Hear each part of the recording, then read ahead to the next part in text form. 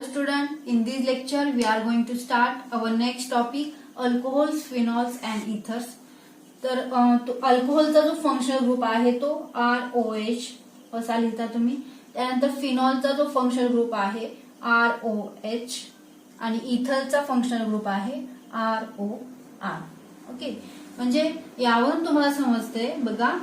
The compound in this topic, the compounds are the oxygen containing compound. Okay, alcohols मध्ये, phenols मध्ये oxygen आहे, alcohols मध्ये oxygen आहे आणि इथर्स मध्ये पण ऑक्सिजन आहे. ऑक्सिजन इज अ डायव्हॅलेंट कंपाऊंड माहितीये तुम्हाला. तर आपल्याला काय सांगता येईल की in this topic the compounds are the oxygen containing compound. आता आपण पहिल्यांदा अल्कोहोल घेऊया, त्याची डेफिनेशन बघूया, त्यानंतर फिनॉलची डेफिनेशन बघूया, त्यानंतर इथरची डेफिनेशन बघूया. ओके, त्यानंतर आपण या लेक्चरमध्ये आपण डेफिनेशन बघूया तिन्हींच्या. त्यानंतर आपण अल्कोहोल्स घेऊन त्याचं preparation method, classification, nomenclature, preparation method आणि केमिकल रिएक्शन बघणार आहोत. त्यानंतर फिनॉल्स घेणार आहोत, त्याचं classification, preparation method and chemical reaction बघणार आहोत. आणि इथर्स त्याचं क्लासिफिकेशन आणि त्याच्या प्रिपरेशन मेथड आणि केमिकल रिएक्शन बघणार आहोत. ओके, म्हणजे आपण एक एक सब टॉपिक घेऊन साइड बाय साइड घेऊया. आजच्या लेक्चरमध्ये मी तुम्हाला तिन्हींच्या डेफिनेशन क्लिअर करते. आता फर्स्ट आपण अल्कोहोल घेऊया. अल्कोहोल्स. ओके, तर alcohols, if I take water, जर मी वॉटर घेतलं तर दिस इज द वॉटर. तर बघा काय होईल, हा जो हायड्रोजन ऍटम आहे तो मी कशाने रिप्लेस करते, अल्काइल ग्रुपने. म्हणजे one hydrogen in this water molecule, one hydrogen atom is replaced by alkyl group. आणि काय मिळेल तुम्हाला, ROH मिळालं अल्कोहोल. म्हणजे डेफिनेशन काय करता येईल, alcohols are mono alkyl derivative of water. Alcohols are mono alkyl derivative of water. म्हणजे one hydrogen atom is replaced by alkyl group. Okay, म्हणजे काय झालं, mono alkyl derivative of water झालं. आणि काय डेफिनेशन करता येईल, alcohols are the mono alkyl derivative of water. पण ही जी डेफिनेशन आहे ती ऑथराइज नाहीये. अजून एक डेफिनेशन बघूया आपण अल्कोहोलची. अजून एक डेफिनेशन आहे बघा, मी अल्केन घेते, RH. Okay, this is alkane. R means alkyl group आणि अल्काइल ग्रुपला जर आपण H जॉईन केला, अटॅच केला तर ते काय होईल, अल्केन होईल. ओके, आता इथे बघा आपण अल्केन मधला जर वन हायड्रोजन ऍटम रिप्लेस केला तर तो अल्काइल ग्रुप होतो. त्या पद्धतीने आपण, मी अल्केन घेते, तिथे काय होईल बघा, हा जो हायड्रोजन ऍटम आहे तो कशाने मी रिप्लेस करेल, one hydrogen atom is replace by hydroxyl group, OH ने रिप्लेस करेल. म्हणजे काय मिळेल तुम्हाला, अल्कोहोल मिळेल, ROH. This is alcohol. म्हणजे डेफिनेशन काय करता येईल, alcohols are the hydroxyl derivative of alkane obtain by replacing hydrogen atom of alkane by OH group. Okay, काय डेफिनेशन करता येईल, alcohols are hydroxyl derivatives of alkanes obtained by replacing the hydrogen atom of alkane by OH group. Okay, काय करता येईल, alcohols are the hydroxyl derivative of alkane obtain by one hydrogen atom is replaced by OH group. Okay, ही जी definition आहे ती authentic definition आहे. आणि जर तुम्हाला विचारलं डेफिनेशन ऑफ अल्कोहोल तर तुम्ही ही डेफिनेशन लिहिणार आहात, तुम्हाला 1 मार्क्स मिळून जाईल त्याच्यामध्ये. ठीक आहे, आता हे अल्कोहोल झालं. आता आपण फिनॉल बघूया. बघा, फिनॉल, फिनॉल्स. ओके, आता फिनॉल्सची डेफिनेशन काय करता येईल बघा. फिनॉल तुम्हाला माहितीये, बेन्झीन रिंग आणि त्याच्यावरती OH ग्रुप अटॅच असेल त्याला. म्हणजे फिनॉलची डेफिनेशन काय करता येईल, phenols are aromatic hydroxyl compound containing OH group is directly attached to the benzene ring. Phenols are aromatic hydroxyl compound containing OH group is directly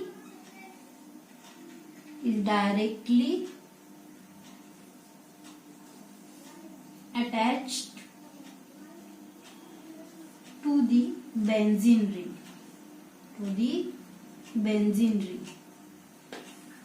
ही काय आहे, फिनॉलची डेफिनेशन आहे. बघा, बेन्झीन रिंगला जर OH ग्रुप हा डायरेक्टली अटॅच असेल तर तुम्ही त्याला फिनॉल म्हणता. मग मला असंही लिहिता येईल, सपोज मी अजून एक वन मोर बेन्झीन रिंग मी जर अटॅच केली बेन्झीनला पुन्हा, ओके, या पद्धतीने, आणि त्याच्यावर जर OH लिहिला तर हे पण काय आहे, फिनॉलच आहे. ओके, म्हणजे काय करता येईल, जर अरोमॅटिक रिंग म्हणजे बेन्झीन रिंग वरती जर OH ग्रुप डायरेक्टली अटॅच असेल तर त्याला काय म्हणणार तुम्ही, फिनॉल म्हणणार. आता त्याच्यामध्ये पुन्हा त्याचे क्लासिफिकेशन आहेत, तर मी असं लिहिलं या पद्धतीने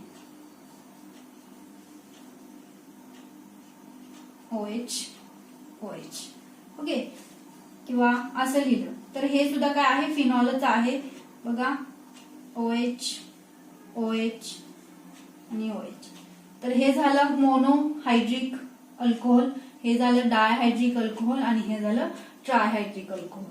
ठीक आहे, त्याचे टाइप्स आहेत मोनो, डाय आणि ट्रायहायड्रिक अल्कोहोल. फिनॉलचे डेफिनेशन काय करता येईल तुम्हाला, phenols are aromatic hydroxyl compound containing OH group is directly attached to the benzene ring. म्हणजे OH ग्रुप जो असेल तो डायरेक्टली अटॅच असेल बेन्झीन रिंगला तर त्याला काय म्हणणार तुम्ही, फिनॉल म्हणणार.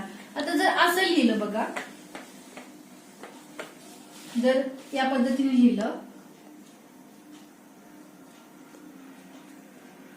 CH2OH तर तुम्ही याला फिनॉल म्हणणार का, नाही. फिनॉलची डेफिनेशन आपण काय केली आहे, phenols are the hydroxyl group is directly attach to the benzene ring. आता हा जो OH ग्रुप आहे तो डायरेक्टली अटॅच बेन्झीन रिंगला आहे का, तर नाहीये. म्हणजे हा फिनॉल होऊ शकेल का, नाही. तर ह्याला तुम्ही म्हणणार अरोमॅटिक अल्कोहोल. काय म्हणणार, अरोमॅटिक अल्कोहोल. हे जे आहे ते अरोमॅटिक अल्कोहोल आहे आणि तुम्ही त्याला बेन्झाइल अल्कोहोल असं म्हणता. काय म्हणता, बेन्झाइल अल्कोहोल. आता हे जे कंपाऊंड आहे ते बघा, इथे सपोज हे मिथेनचा डेरिव्हेटिव्ह आहे. तुम्हाला माहिती आहे मिथेन CH4. आता त्याच्यातला एक हायड्रोजन ऍटम मी कशाने रिप्लेस केला, OH ग्रुपने. 1 hydrogen atom is replace by OH group, तर तुम्हाला इथे OH मिळाला. आता जो त्याच्यातला दुसरा हायड्रोजन ऍटम आहे तो कशाने रिप्लेस केला मी, फिनाइल रिंगने. ओके, अरोमॅटिक रिंगने मी रिप्लेस केला. म्हणजे मला काय लिहिता येईल इथे बघा, 2 hydrogen atom of alkane is replaced by OH group and benzene. Okay, benzene म्हणता येईल. मग काय होईल तुम्हाला इथे बेन्झाइल अल्कोहोल मिळेल आणि हे जे आहे ते अरोमॅटिक अल्कोहोल आहे. तुम्ही काय म्हणणार याला, अरोमॅटिक अल्कोहोल म्हणणार. ठीक आहे, आता आपण इथर्स बघूया. Ethers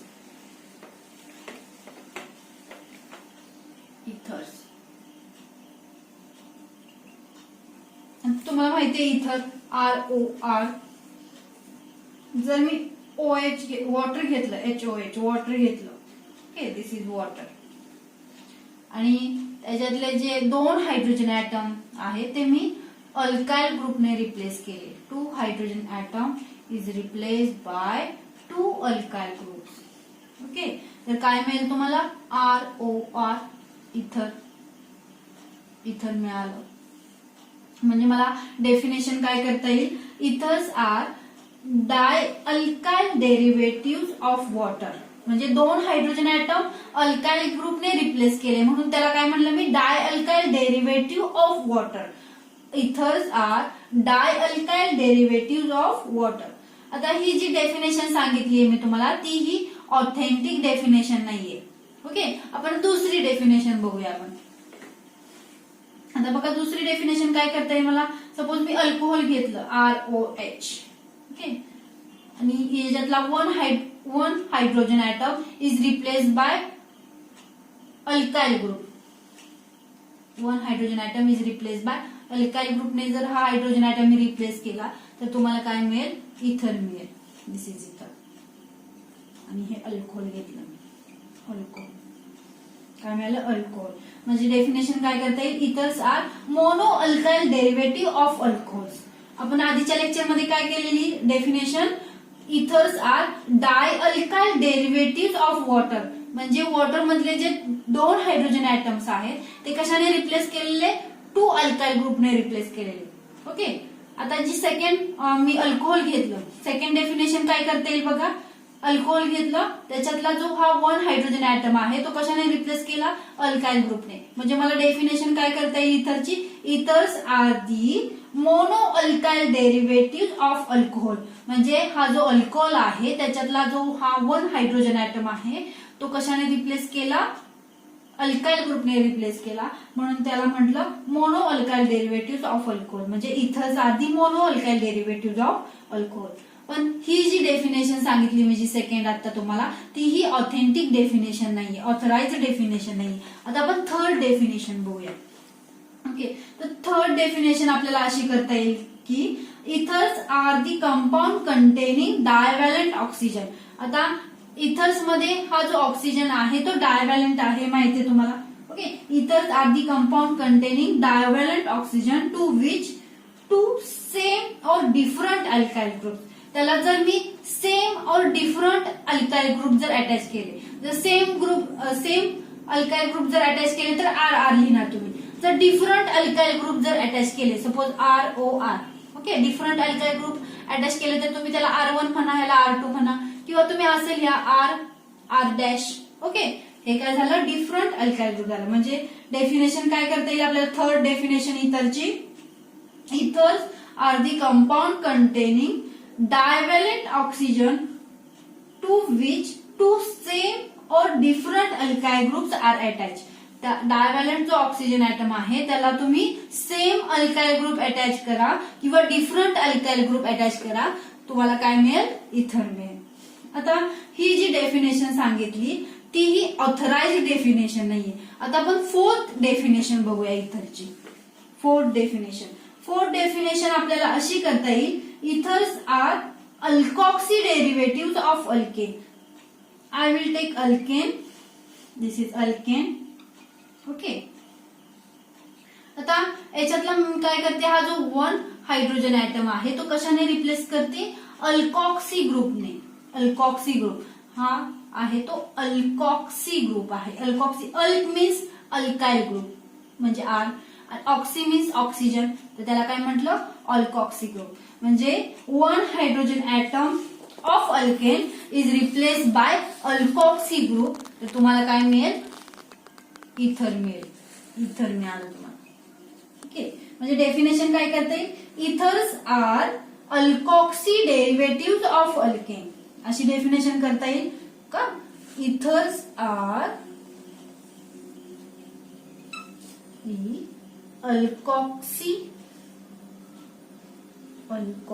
derivative of alkane. Ethers are the alkoxy derivatives of alkane. 1 hydrogen atoms of alkane is replaced by alkoxy group. Okay, आणि तुम्हाला इथर मिळेल. अशी डेफिनेशन करता येईल. आता ही जी डेफिनेशन सांगितलेली आहे फोर्थ, ती ऑथराइज्ड डेफिनेशन आहे. ओके, ही जर तुम्ही डेफिनेशन लिहिली इथरची तर तुम्हाला फुल मार्क्स मिळतील. ओके, म्हणजे ethers are alkoxy derivative of alkane. मग तुम्ही म्हणाल ही डेफिनेशन आहे तर तुम्ही आधीच्या 3 का नाही सांगितल्या, तर 3 ह्याच्यासाठी सांगितलं जर तुम्हाला एमसीक्यू चा क्वेश्चन असा विचारला की हाऊ विल यू डिफाइन इथर, हाऊ विल यू डिफाइन इथर. ओके, तर तुम्हाला ऑप्शन देतील. फर्स्ट ऑप्शन तुमचा असा असेल की dialkyl derivative of water, second option असेल mono alkyl derivative of alcohol आणि थर्ड ऑप्शन असेल divalent oxygen to which two same or different alkyl group are attach आणि फोर्थ ऑप्शन तुमचा असा असेल इथं आधी अल्कॉक्सी डेरिव्हेटिव्ह ऑफ अल्केन. तर तुम्ही काय लिहिणार, करेक्ट ऑप्शन कुठला असेल alkoxy derivative of alkane because this definition are the authentic definition. Okay, ही डेफिनेशन जी आहे ती ऑथेंटिक डेफिनेशन आहे आणि तुम्हाला जर एमसीक्यूचा जर अशा पद्धतीने जर एमसीक्यू विचारला तर तुम्ही हा ऑप्शन लिहिणार आहात इथं साधी अल्कॉक्सी डेरिव्हेटिव्ह ऑफ अल्केन. आता आपण जनरल फॉर्म्युला बघूया. आता अल्कोहोलचा जो जनरल फॉर्म्युला होता तो बघा आपला काय आहे. अल्कोहोलचा जनरल फॉर्म्युला CnH2n+2. सॉरी, आपण अल्कोहोल बघा, आपण अल्कोहोलची जी डेफिनेशन सांगितली, अल्कोहोलची डेफिनेशन सांगितली तर काय सांगितली, alcohols are hydroxyl derivative of alkane. ही जी डेफिनेशन होती ती आपली ऑथेंटिक डेफिनेशन होती आणि अल्कोहोलची जी फर्स्ट डेफिनेशन सांगितली ओके ती काय होती, mono alkyl derivative of water. तर ती ऑथेंटिक नाहीये. आपण जी सेकंड डेफिनेशन सांगितली अल्कोहोलची काय आहे, alcohols are the hydroxyl derivative of alkane by obtain by one hydrogen atom is replace by OH group. आता मी असं करते, अल्केन आहे alkane, this is alkane, one hydrogen atom is replace by OH group. One hydrogen atom is replace by OH group आणि तुम्हाला काय मिळेल, alcohol मिळेल. आता जर त्याचा जनरल फॉर्म्युला बघितला तर अल्केनचा माहिती तुम्हाला CnH2n+2 हा अल्केनचा जनरल फॉर्म्युला आहे. जर अल्कोहोलचा बघितला तर बघा त्याच्यामध्ये वन हायड्रोजन आयटम काढायचा आणि तुम्हाला काय ऍड करायचंय, OH ऍड करायचा आहे. आता बघा CnH2n+2 त्याच्यातला वन हायड्रोजन आयटम काढा म्हणजे इथे +1 होईल, 1 येईल. आता त्याच्यामध्ये पुन्हा ऍड करा OH म्हणजे काय येईल, CnH2n+2O असं येईल. काय येईल, CnH2n+2O हा काय असेल, अल्कोहोलचा जनरल फॉर्म्युला असेल.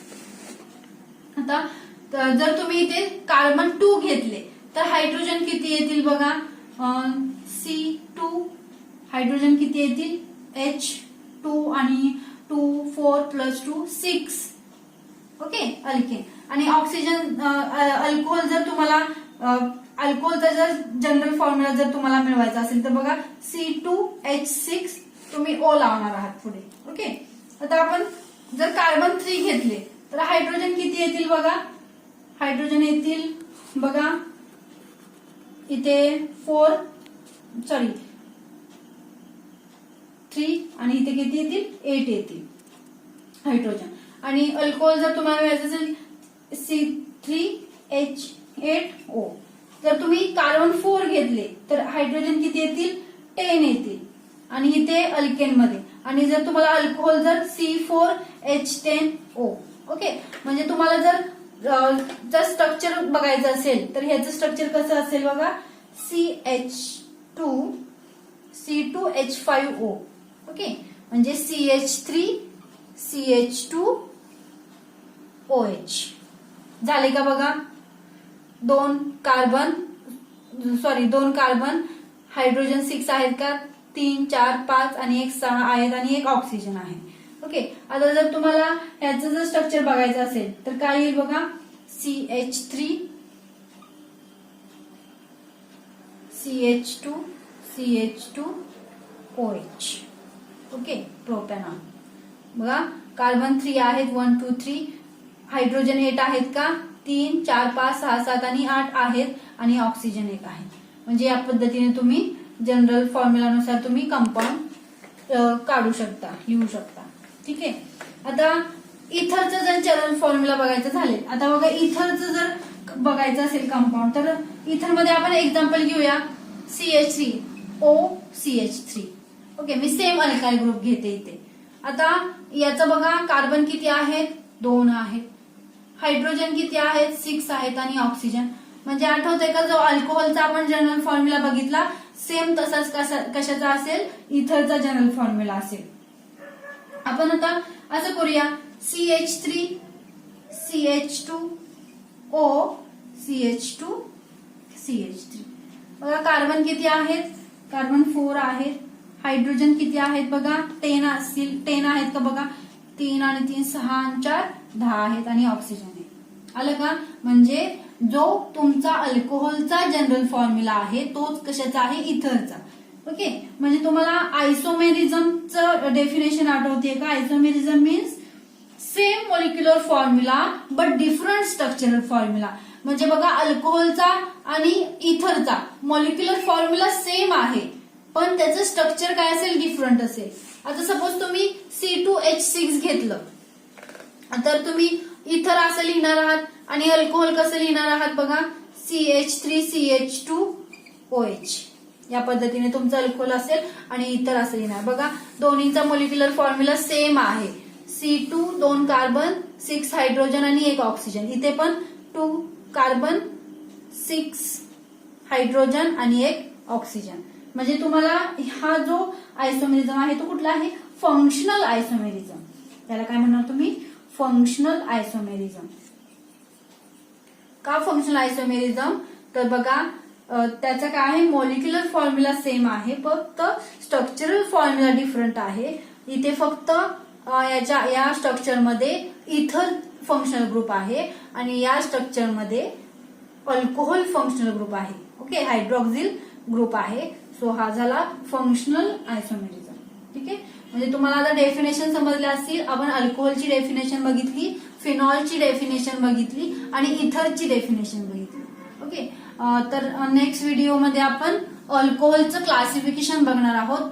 त्यानंतर त्याच्या preparation method, chemicals method, nomenclature वगैरे बघणार आहोत. त्यानंतर आपण फिनॉल, त्याचं classification, preparation method, chemical properties, त्यानंतर इथरचं क्लासिफिकेशन, त्याचं प्रिपरेशन मेथड्स आणि केमिकल प्रॉपर्टीज बघणार आहोत.